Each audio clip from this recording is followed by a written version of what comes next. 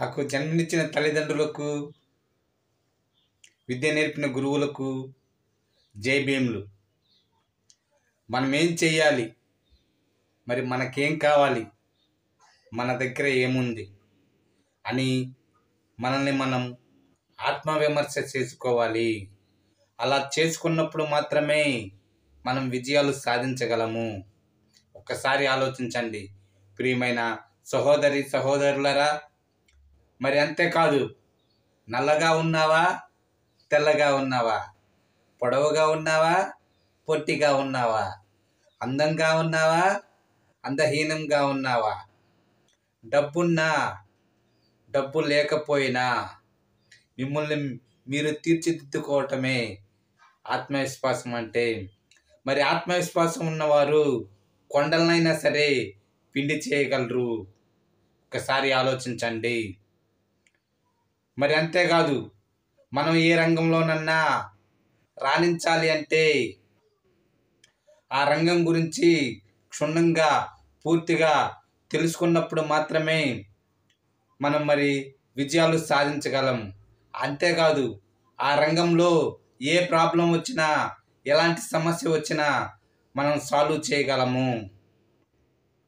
అందుకనే మనం చెప్పటానికి ఎనర్జీగా ఉండాలి, వినటానికి ఎనర్జీగా ఉండాలి, నేర్చుకోవటానికి ఎనర్జీగా ఉండాలి.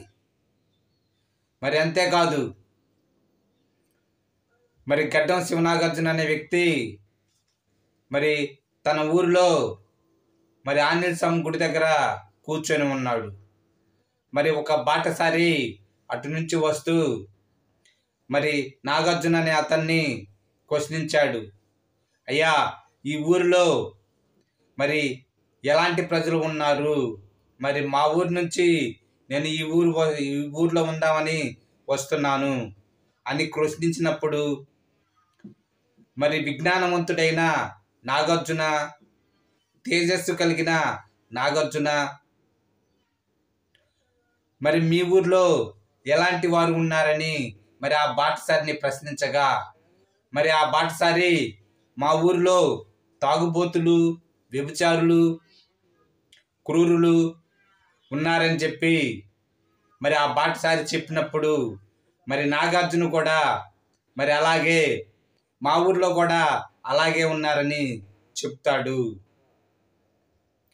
మరి అలాగే ఇంకొక బాటసారి కూడా మరి వచ్చి నాగార్జున అనే వ్యక్తిని అడిగినప్పుడు, అయ్యా మీ ఊర్లో ఎలాంటి వ్యక్తులు ఉన్నారు అని అడిగినప్పుడు మరి నాగార్జున కూడా, ఎందుకంటే అతను మంచి మంచి బుక్స్ చదివి మరి ధ్యానం చేసి మరి బుద్ధ ఐడియాలజీ గురించి తెలుసుకొని మరి గొప్ప శక్తిగాను మంచి జ్ఞానవంతుడిగాను మరి శివనాగార్జున అనే వ్యక్తి ఎదిగాడు. మరి ఆ బాటసారి అడిగిన ప్రశ్నకు మరి మీ ఊర్లో ఎలాంటి వారు ఉన్నారు అని ప్రశ్నించగా, మా ఊర్లో మంచివాళ్ళు, జ్ఞానవంతులు, విద్యావంతులు, ప్రేమ కలిగిన వారు ఉన్నారని చెప్పాడు. మరి నాగార్జున కూడా అలాగే మా ఊర్లో కూడా విద్యావంతులు, ప్రేమ కలిగిన వారు, జాలి కలిగిన వారు, మంచి మనస్తత్వం కలిగిన వారు ఉన్నారని చెప్పారు. ప్రియమైన సహోదరి సహోదరులరా, ఒక్కసారి ఆలోచించండి. మరి నీ మనసు మంచిదైతే మరి నీ ఆలోచనలు కూడా మంచిగానే ఉంటాయి.